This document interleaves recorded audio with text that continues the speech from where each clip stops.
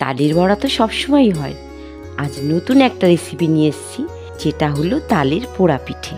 Hi everyone, আমি ঝিলমিল আমার কিচেনে নিয়ে এসেছি আজ জন্মাষ্টমী উপলক্ষে তালের একটা রেসিপি। কলাটাকে মেখে নিলাম, তারপরে তার মধ্যে সন্দেশ দিলাম। এখানে কেউ খোয়া ক্ষীরও দিতে পারে। এটা খুব সুন্দর করে একদম মিশিয়ে নিতে হবে। এরপরে দিলাম তালের পাল্পটা। এটা আমি চিনি দিয়ে জাল দিয়ে রেখেছিলাম। চিনি দিয়ে জাল দিলে যে জল জল ভাবটা থাকে সেটা থাকবে না, সেই জন্য। তারপরে দিচ্ছি চালের গুঁড়ো। এখানে আমি বাসমতি চালের গুঁড়োটা দিচ্ছি, গোবিন্দভোগ চালের গুঁড়োটাও দেওয়া যেতে পারে। এটা বাইন্ডিংয়ের জন্য ব্যবহার করা হয়, আর গন্ধটাও সুন্দর আসে। পরে দেবো চিনি। এখানে আমি চিনি 2 টেবিল চামচ দিয়েছি, কারণ কলাটাও মিষ্টি, তালের মধ্যেও মিষ্টি দিয়ে জাল দেওয়া, সেই জন্য।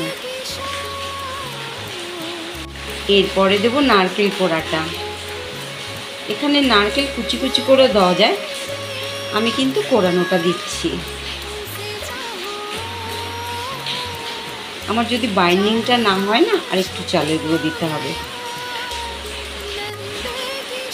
এরপরে দিচ্ছি কাজু কিশমিশ। এটা আমি টুকরো টুকরো করে রেখেছি, ছোট ছোট করে।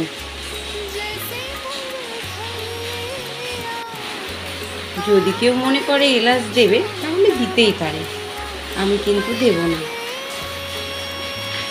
আমি কিন্তু খুব সুন্দর করে মেখে নিয়েছি ব্যাটারটা, যাতে কোনো একটা দলা দলা না থাকে, সেই জন্য। আমার মোটামুটি শক্তই হয়ে গেছে। এইবার আমি কলা পাতাতে দেব।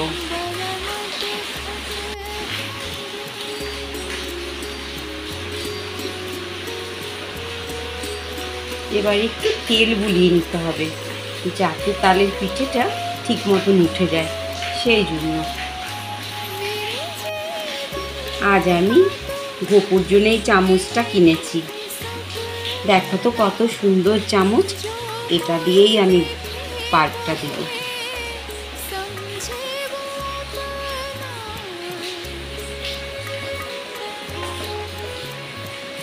এইভাবে সমস্ত ব্যাটারটা কলা পাতার উপর দিয়ে দেব।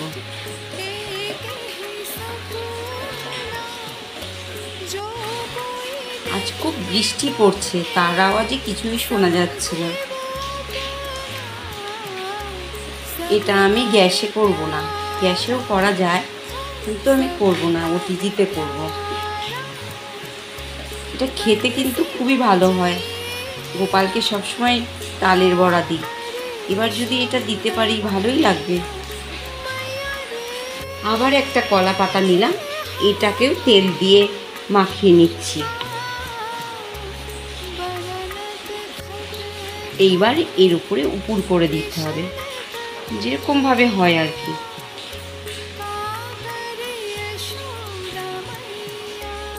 এবার আরেকটা পাতা উপরে দিতে হবে, হলো। এবার এটাকে উল্টে তার তলায় আরেকটা পাতা দিতে হবে, দুটো দুটো করে পাতা দিতে হবে।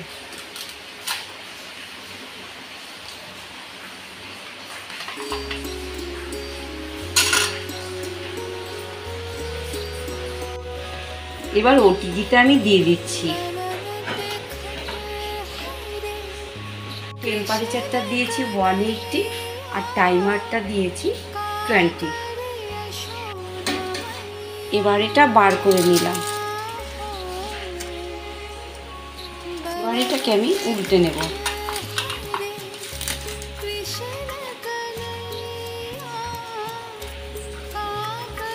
আবার আমি এটা ওটিজিতে দিয়ে দেবো, কারণ এক পিঠ হয়েছে, আর এক পিঠ হতে হবে। এবার আমি উল্টে দিলাম, কারণ এক পিঠটা হয়েছে, আর এক পিঠও হতে হবে, সেই জন্য। এটাকে আমি আবার দিয়ে দিচ্ছি।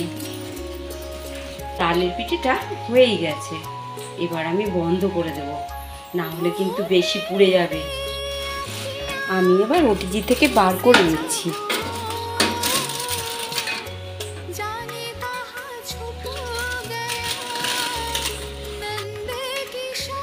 কত সুন্দর হয়েছে তালের পিঠেটা। আমার তালের পিঠেটা হয়ে গেছে, এবার আমি একটা থালায় ঢেলে নিলাম।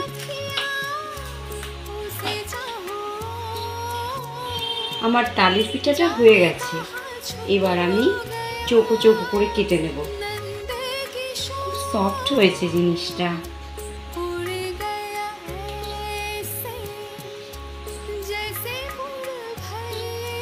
আমার কাটা হয়ে গেছে, এবার আমি গোলাপের পাপড়ি ছড়িয়ে ডেকোরেশন করছি। এবার আমি গোপালকে দেব। আমার কলা পাতার পোড়া পিঠেটা রেডি। আমার রেসিপি যদি ভালো লাগে তাহলে লাইক, কমেন্ট অ্যান্ড সাবস্ক্রাইব করবেন।